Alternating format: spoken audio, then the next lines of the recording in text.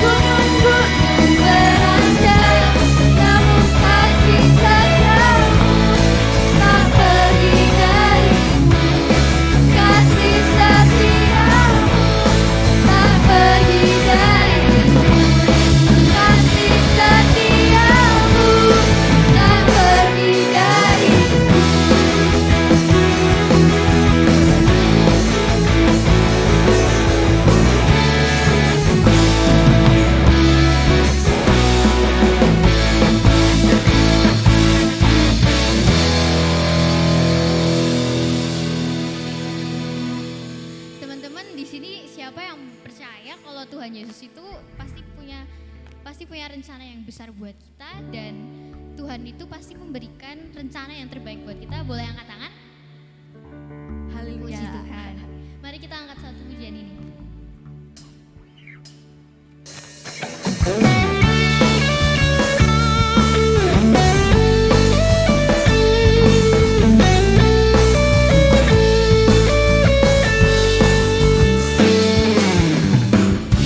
Firman-Mu Tuhan, tak bagi kakiku. Janji-Mu terang bagi jalan-jalanku. Kebenaran-Mu menuntun setiap hari. Ku menantikan, beri kekuatan baru. Ku kan terbang tinggi di awan bersamamu dalam kemuliaan.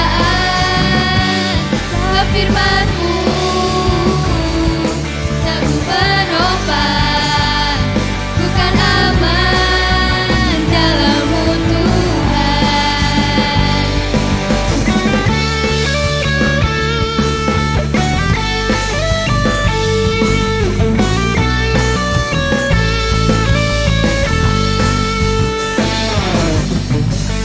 Firman-Mu Tuhan, tak bagi kakiku. Janji-Mu terang bagi jalan-jalanku. Kebenaran-Mu menuntun setiap hari. Ku menantikan-Mu, beri kekuatan baru.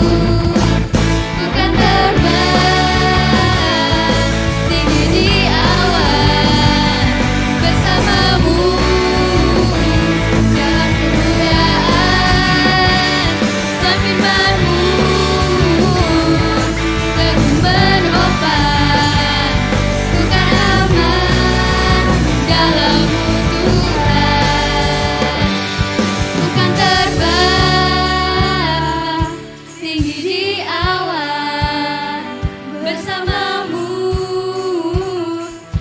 kemuliaan. Dan firman-Mu teguh menopang, ku kan aman dalam-Mu Tuhan. Ku kan terbang tinggi di awan bersamamu dalam kemuliaan. Sebab firman-Mu teguh menopang, ku kan aman dalam-Mu Tuhan. Ku kan terbang tinggi di awan bersamamu dalam kemuliaan. Sebab firman-Mu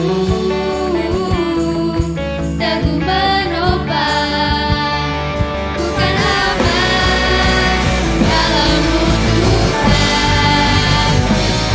Ku kan terbang tinggi di awan bersamamu dalam kemuliaan. Sebab firman-Mu teguh menopang, ku kan aman di dalam-Mu Tuhan. Ku kan aman dalam-Mu Tuhan. Ku kan aman dalam-Mu Tuhan.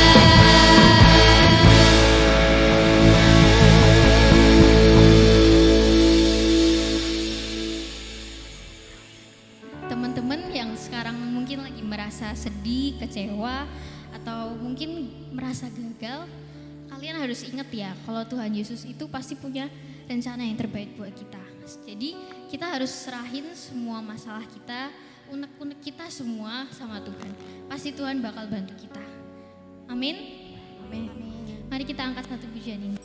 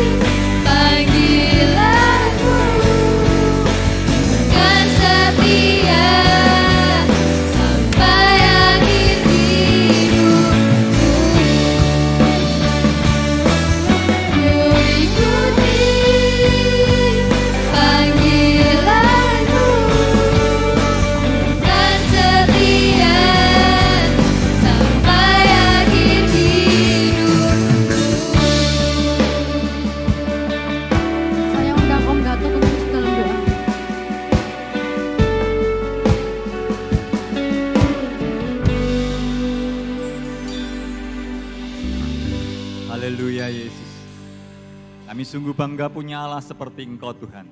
Ketika Engkau menjadikan kami remaja-remaja-Mu yang boleh berkenan di hati Engkau. Dan pagi ini kami boleh memuji dan memuliakan nama-Mu Tuhan. Engkau sungguh baik, amat baik, bahwasannya kasih setia-Mu tidak pernah berkesudahan. Engkau yang mengerti masa depan kami, Engkau yang memegang dan memimpin kami Tuhan. Untuk kami boleh berjalan dengan sesuai rencana-Mu. Sempurnakan setiap kami Bapa, semua pribadi yang hadir pagi hari ini. Juga khususnya buat pelayan-pelayan Tuhan pagi hari ini, Engkau berkati dengan berkat ilahi dan surgawi.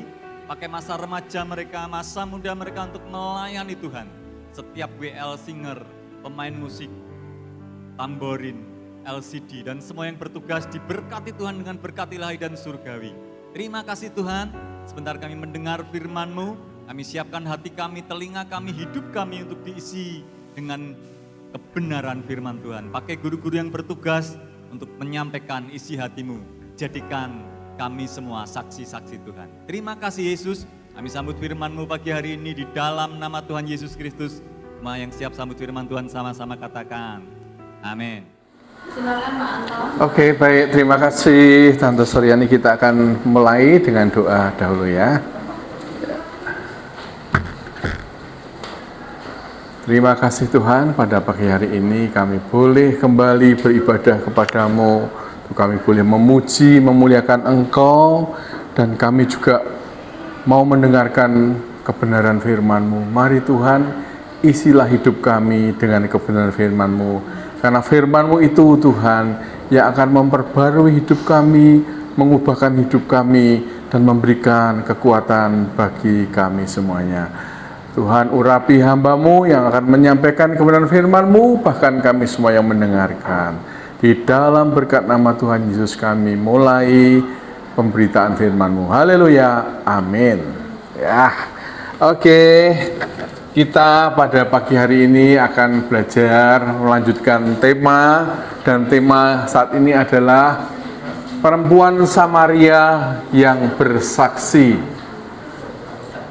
Perempuan Samaria yang bersaksi. Kita akan buka dahulu Alkitab kita. Kita akan membaca di dalam Kisah 22. Ya, Kisah 22 ayatnya yang ke-15 sebagai ayat mas kita. Yuk kita buka. Yang bawa HP boleh yuk buka juga dalam Kisah Para Rasul 22 ayat 15. Begini bunyi firman Tuhan. Sebab engkau harus menjadi saksinya terhadap semua orang tentang apa yang kau lihat dan yang kau dengar. Sebab engkau harus menjadi saksinya terhadap semua orang tentang apa yang kau lihat dan yang kau dengar. Jadi ini ada satu perintah Tuhan ya. Karena Tuhan berkata engkau harus menjadi, berarti perintah Tuhan yang sangat jelas. Untuk apa? Untuk menjadi saksi Tuhan tentang apa yang engkau lihat, apa yang kau dengar, apa yang kau rasakan. Bersaksi kepada siapa? Terhadap semua orang, dimulai dari lingkungan yang paling dekat. Ya, mungkin kalian bertanya, loh, Om, saya belum pernah melihat Tuhan. Ya. Apa yang harus saya saksikan? Nah, tidak hanya melihat Tuhan secara fisik saja, itu kemudian bisa menjadi saksi. Namun kalian saat boleh merasakan ya kasih Tuhan, penyertaan Tuhan, melalui banyak kesaksian engkau ditolong Tuhan, disembuhkan, diberkati, itu bisa menjadi kesaksian kita. Dan kita mau belajar pagi hari ini tentang seorang perempuan Samaria. Nah, bahwa dari pelajaran nanti yang akan kita dapatkan, bahwa kita akan melihat bahwa Tuhan ingin mengajarkan kepada kita, pada semua orang yang dipanggilnya untuk menjadi saksi, dan ingin menunjukkan nantinya bahwa kebenaran firman Tuhan itu akan membawa perubahan. Oke, kita akan mulai dengan kita akan membuka di dalam bahan firman Tuhan ini di dalam Yohanes, ya, Yohanes pasal yang keempat. Nah, ini ayatnya cukup banyak, tetapi Om Anton akan cuplik-cuplik aja ya, nanti sesuai dengan poin-poin yang ada. Nah, kita akan melihat Yohanes 4. Om Anton bacakan ya. Ayat yang ketiga, Yohanes 4 ayat 3. Ia pun, ya, Tuhan Yesus meninggalkan Yudea dan kembali lagi ke Galilea. Ia harus melintasi daerah Samaria. Ayat 5, maka sampailah ia di sebuah kota di Samaria yang bernama Sikar, dekat tanah yang diberikan Yakub dahulu kepada anaknya Yusuf. Di situ terdapat sumur Yakub. Yesus sangat letih oleh perjalanan. Karena itu ia duduk di pinggir sumur itu hari kira-kira pukul 12. Maka datanglah seorang perempuan Samaria hendak menimba air. Nah, di sini kita melihat bahwa Tuhan itu melakukan perjalanan yang cukup jauh. Ya, dikatakan ia meninggalkan Yudea dan kembali ke Galilea. Om Anton coba sedikit lihat di peta zaman 2000 tahun yang lalu. Ini kita lihat bahwa ini daratan ya, daratan itu laut gitu ya, ini utara, ini selatan gitu ya. Bahwa untuk menuju tadi ayat 2 dari Yudea mau kembali ke Galilea ya. Nah, sebetulnya bisa langsung saja dari Yudea langsung ke Galilea, garis lurus ya. Nah, tetapi kebanyakan orang-orang waktu itu, orang-orang Israel, Yahudi, dia tidak mau lewat Samaria, dia muter dari Yudea ke Galilea atau sebaliknya dari Galilea ke Yudea. Tapi Tuhan katakan ayat 4, ia harus melintasi daerah Samaria, ya, dari Yudea ke Galilea. Dari sini Tuhan sengaja lewat Samaria. Padahal orang Samaria dan orang Israel, Yahudi waktu itu tidak berteman, bermusuhan. Karena dahulu sebetulnya mereka itu satu bangsa Israel, tetapi terpecah kan, ada Israel Utara, ada Israel Selatan. Ya, yang satu Samaria, tinggal daerah Samaria, itu kawin campur dengan orang-orang yang tidak mengenal Tuhan. Maka mereka ini orang-orang tidak berteman, sehingga tidak mau berjumpa. Dan dia selalu menghindar, agak ngelilingi gitu ya dalam perjalanan. Tetapi ternyata Tuhan Yesus beda. Dia tidak melihat bahwa orang Samaria ini sebagai musuh, tetapi Tuhan katakan harus melintasi daerah sana. Untuk apa kok dia harus melintasi dari Galilea kemudian menuju Samaria lewat ini? Dan dia ada masuk di kota Sikar. Di situ ada satu nama kota Sikar, dekat tanah yang diberikan Yakub dahulu. Dan di situ ada sebuah sumur. Nah, waktu itu perjalanan sudah sangat jauh. Tuhan dan murid-muridnya lelah dan berhenti di sebelah sumur itu. Murid-muridnya disuruh pergi cari makanan di kota itu. Ya, Tuhan menunggu di sumur. Ada apa ini? Apa enggak punya kerjaan leyeh-leyeh saja di pinggir sumur ya? Enggak. Tuhan sudah tahu. Dia menunggu seseorang. Ya. Tuhan memilih, ada tujuan Tuhan duduk di dekat sumur itu. Tidak lama kemudian ternyata ayat 7, maka datanglah seorang perempuan Samaria hendak menimba air. Kata Yesus kepadanya, berilah aku minum. Ya. Loh, langsung Tuhan minta kepada orang Samaria itu. Singkat cerita, orang Samaria itu bilang, loh, kamu orang Yahudi, kenapa minta minum ke aku orang Samaria? Enggak wajar, enggak lazim. Ya, kalau ketahuan orang bahaya itu. Dilarang begitu kan. Mereka mengadakan satu percakapan atau interaksi dengan antara orang Yahudi dengan Samaria. Tetapi kita melihat bahwa kasih Tuhan itu tidak melihat rupa, tidak melihat itu orang itu musuh atau siapapun. Dengan dasar coba kita akan lihat kenapa Tuhan mau ya, dan tidak kebetulan Tuhan menunggu di situ, karena Tuhan tahu akan ada orang yang datang. Efesus 2 ayat 8. Ya, coba kita baca Efesus 2 ayat 8. Om Anton akan bacakan. Sebab karena kasih karunia kamu diselamatkan oleh iman. Itu bukan hasil usahamu, tetapi pemberian Allah. Itu bukan hasil pekerjaanmu. Jangan ada orang yang memegahkan diri. Ya, pertama bahwa Tuhan itu memilih kita itu karena kasih karunia. Lalu diperkuat dengan 1 Korintus 1 ayat 28. Ya, 1 Korintus 1 ayat 28 mengatakan, dan apa yang tidak terpandang dan yang hina bagi dunia dipilih Allah, bahkan apa yang tidak berarti dipilih Allah untuk meniadakan apa yang berarti. Wow, Tuhan itu enggak pandang rupa, enggak pandang status kita, enggak pandang derajat pekerjaan, keadaan kita, orang miskin, orang kaya, ya.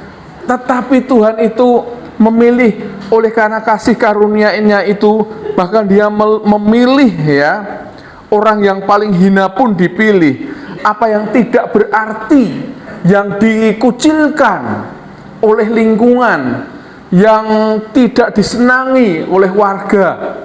Salah satu ini loh, perempuan Samaria. Nanti kalau kita lihat lebih jauh lagi, siapa dia?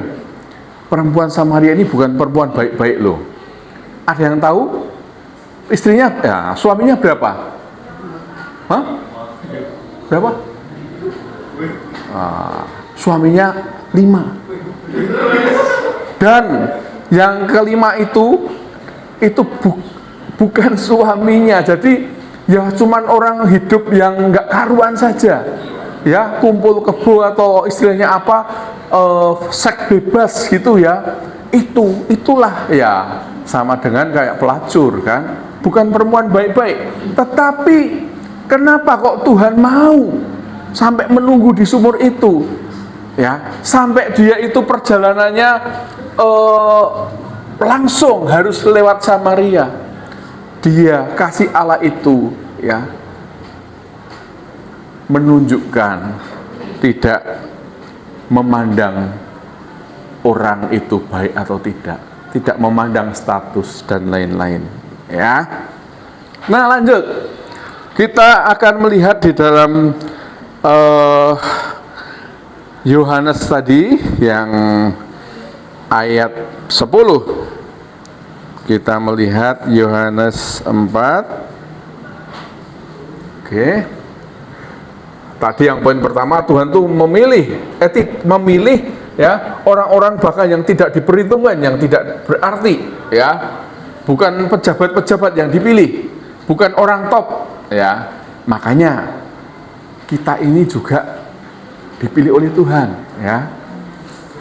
Walaupun kita ini orang top kita dipilih Tuhan ya, kita orang masih seperti ini, Tuhan nggak pandang rupa ya. Apalagi kalian, wah, anak di kelas Stefanus ini baik-baik ya, cakep-cakep ya, pinter-pinter ya, Tuhan pilih kita semua ya. Nah, poin yang kedua, bahwa saat dia ketemu dengan orang yang ditujunya itu, Tuhan menyampaikan tentang kebenaran firman Tuhan. Nah itu loh yang disampaikan. Makanya kalau kita bersaksi nih, nantinya yang disampaikan apa? Kebenaran firman Tuhan. Ya, loh Om, boleh nggak kalau aku saksikan tentang kebaikan Tuhan lewat hidup kita? Boleh. Itu juga karena kebenaran firman Tuhan.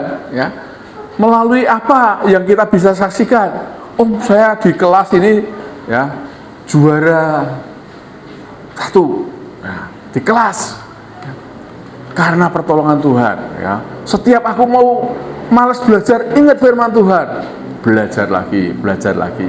Nah itu juga merupakan saksian. Kalau Om Anton bacakan ya, yang ayat ke-10 dari Yohanes 4 ini berkata, jadi Tuhan ini ngomong, coba kita lihat, Tuhan itu ngomong kepada perempuan Samaria itu. Jawab Yesus kepadanya, jikalau engkau tahu tentang karunia Allah dan siapakah dia yang berkata kepadamu, berilah aku minum, niscaya engkau tidak meminta kepadanya.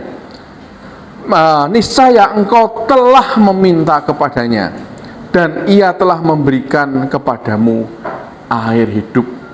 Wah, aneh ya, ini kok Tuhan malah minta air kepada perempuan itu. Ya. Nah, Tuhan ingin memberikan pengertian kepada perempuan itu loh. Jikalau engkau tahu tentang karunia Allah dan siapakah Yesus tadi, siapakah dia yang berkata kepadamu, ya, berilah aku minum.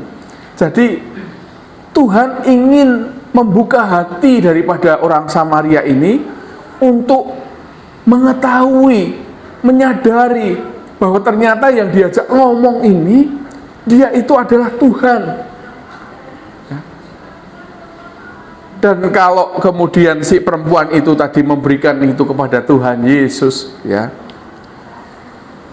ini kok Alkitabnya berubah-ubah ya.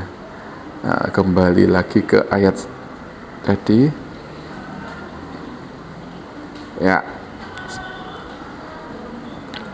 Kalau orang itu tahu bahwa siapakah Yesus itu, maka ini berlaku dalam kehidupan orang Samaria. Berilah aku minum, niscaya engkau telah memintanya kepadanya, dan ia telah memberikan kepadamu air hidup. Nah, Tuhan berikan air hidup, tidak hanya air yang biasa saja, ya, tetapi dia berikan air kehidupan. Nah, kemudian apa ya yang terjadi setelah ya percakapan antara Tuhan dengan orang Samaria itu? Ternyata percakapannya itu, ya, ini kok kembali sebentar.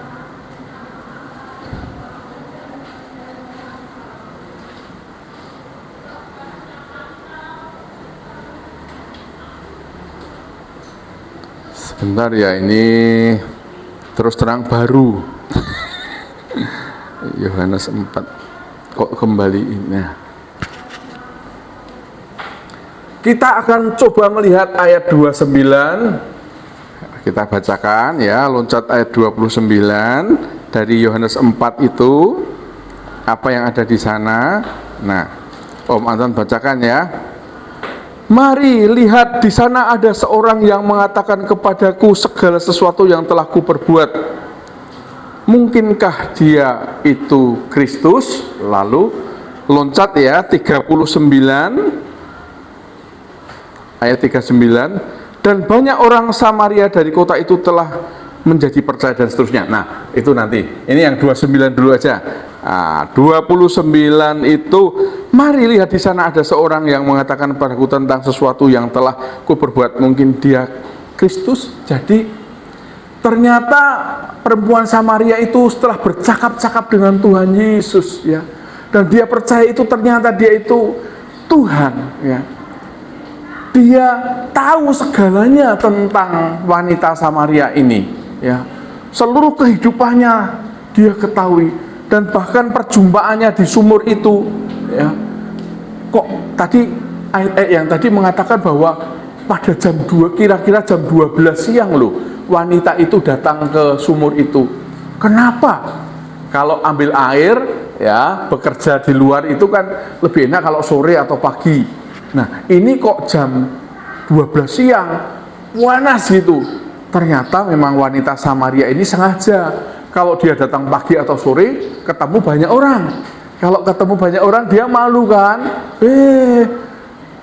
Perempuan jelek, ya, pelacur, ya. Dia malu, dia datangnya jam 12. Lah, kenapa kok Tuhan itu bisa pas juga di situ? Apa kebetulan? Enggak, ya. Tuhan memang spesial. Dia ingin merubah kehidupan wanita Samaria ini. Dan wanita Samaria itu pulang ke lingkungannya, ke rumahnya, cerita itu kepada tetangga-tetangganya, ya, kepada teman-temannya tadi, ya, ayat 29. Lihat di sana ada seorang yang mengatakan kepadaku segala sesuatu yang telah kuperbuat. Tahu semuanya. Apakah dia itu Kristus, ya? Apakah itu dia Tuhan? Nah, kalau dia itu bukan Tuhan tentu nggak tahu, ya, tidak bisa mengetahui secara detail keadaan daripada wanita Samaria ini. Nah, perjumpaan pribadi, ya, antara wanita Samaria ini, dia ketemu dengan Tuhan itu merubah segalanya, merubah pemikirannya, ya, merubah perilakunya nantinya itu, ya. Dan dia bisa bersaksi. Dia itu akhirnya ceritakan itu kepada tetangga-tetangga, kepada temannya. Nah, teman-temannya, tetangganya, loh, percaya nggak ya, wong ini yang diomongkan betul nggak ya? Nah, ternyata tetangga-tetangganya dan teman-temannya itu, ya. Kita masuk nomor 4, dampak kesaksian. Ada dampak dari apa yang disampaikan oleh wanita Samaria tadi, ya, bahwa ternyata mereka melihat sendiri. Nah, kita sekarang baca yang tadi, ayat 39, ya, mari kita baca ayat 39. Apa dampaknya tadi? Saya bacakan, ya, menandakan. Dan banyak orang Samaria dari kota itu telah menjadi percaya kepadanya, kepada Tuhan, karena perkataan perempuan itu yang bersaksi. Ia mengatakan kepadaku segala sesuatu yang telah kuperbuat. Ketika orang-orang Samaria itu sampai kepada Yesus, nah, orang-orang Samaria berarti banyak dari kota itu, ya, penduduk kota itu yang sampai kepada Yesus. Mereka meminta kepadanya supaya ia tinggal pada mereka, dan ia pun tinggal di situ 2 hari lamanya. Penduduk di situ meminta kepada Tuhan Yesus, jangan langsung ke Yudea, ya, jangan langsung pindah tempat, ke sini dulu mampir. Dan dia tinggal di situ selama 2 hari, ya. Ada dampaknya. Dan kemudian ayat 41, dan lebih banyak lagi orang yang menjadi percaya karena perkataannya, perkataan Tuhan. Dan mereka berkata pada perempuan itu, kami percaya, tetapi bukan lagi karena apa yang kau katakan, sebab kami sendiri telah mendengar dia, dan kami tahu bahwa dialah benar-benar juru selamat dunia.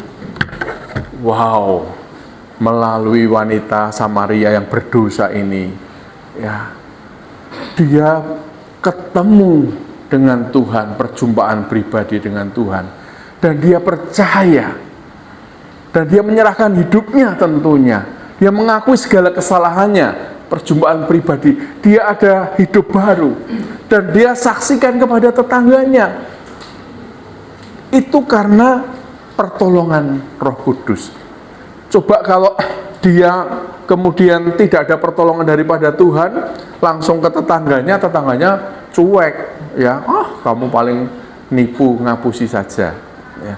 Tetapi mereka percaya, dan akhirnya datang sendiri dan berjumpa Ya, banyak orang Samaria itu berjumpa dengan Tuhan. Nah, siapakah yang berjasa atau yang dipakai Tuhan dalam hal ini? Adalah wanita Samaria itu.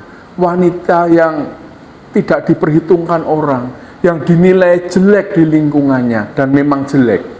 Tetapi saat itu oleh kasih karunia Tuhan, Tuhan memilih dan dia temukan dan harus lewat daerah Samaria, kota Sikar itu. Dia tidak mau menghindari Samaria, tapi dia tujuan Tuhan, kasih Tuhan itu sampai kepada perempuan Samaria itu. Ya. Melalui pelajaran ini mari anak-anak semua, kita yang sudah diberi kasih karunia, sudah ditebus oleh Tuhan, ya, belajar untuk menjadi saksi seperti perempuan Samaria ini, ya. Sehingga banyak orang bisa mengerti tentang kasih Tuhan dan nama Tuhan dipermuliakan. Kebenaran firman Tuhan itu akan membawa perubahan. Boleh dikatakan nggak tahu jumlahnya berapa isi kota Sikar itu, tapi kebenaran firman Tuhan membawa perubahan yang luar biasa.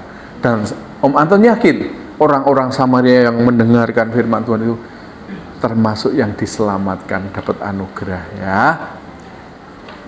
Tuhan bisa pakai kalian, ya, karena Tuhan juga secara khusus menghampiri engkau, memilih engkau untuk menjadi saksi Tuhan. Tinggal kalian, Tuhan ini aku, pakailah hidupku. Apapun menjadi kesaksian di bidang apa, Tuhan akan perlengkapi kalian. Ya, firman Tuhan tidak dipanjangkan. Biar kita belajar dari dalamnya, ya. Amin. Yuk, saya serahkan kepada Tante Suryani untuk doa dan seterusnya. Terima kasih Om Anton.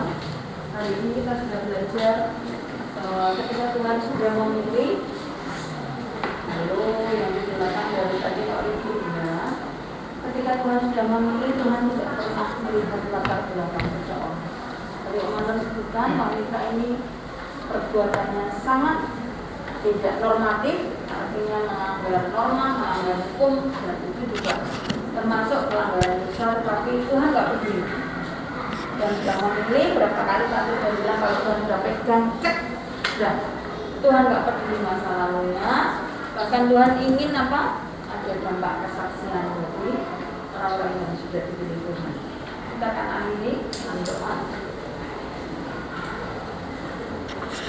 Kami bersyukur kepada Engkau, Allah yang baik, Allah yang kami kenal di dalam Tuhan Yesus Kristus, Allah yang memelihara kami, menjaga kami, karena Engkau Allah yang dahsyat, Engkau Allah yang berdaulat atas seluruh alam semesta ini, bahkan Engkau yang mengatur hidup kami. Bukan suatu kebetulan kalau hari ini boleh ada di tempat ini bersama-sama teman-teman kelas Kristus yang sudah percayakan panggilan itu bagi anak-anak kami. Silakan terus Roh Kudus berkarya dalam diri anak-anak kami, sehingga anak-anak kami boleh menjadi saksi dimanapun mereka berada, di tempat yang paling dekat dengan mereka, di rumah tangga mereka, di lingkungan keluarga mereka, di lingkungan pergaulan teman mereka, di lingkungan sekolah mereka, dimanapun mereka berada. Tuhan jadikan mereka saksi. Terima kasih untuk firman-Mu. Berkati Om Anton yang sudah mengajar pada pagi hari ini dengan berkat yang berlimpah dari Engkau, kesehatan, berkat kesuksesan, berkat dalam pelayanannya, Tuhan yang menjaga diri kami. Sebentar kami akan meninggalkan tempat ini, aktivitas kami yang lain tetap bersama dengan kami. Memulihkan teman-teman kami yang sakit, menjaga mereka yang dalam acara yang lain. Kami percaya kalau tetap bersama dengan kami sampai Kau kembalikan kehidupan dengan segala kasih. Dalam nama Tuhan Yesus Kristus mengucap syukur dan berdoa. Haleluya. Yang percaya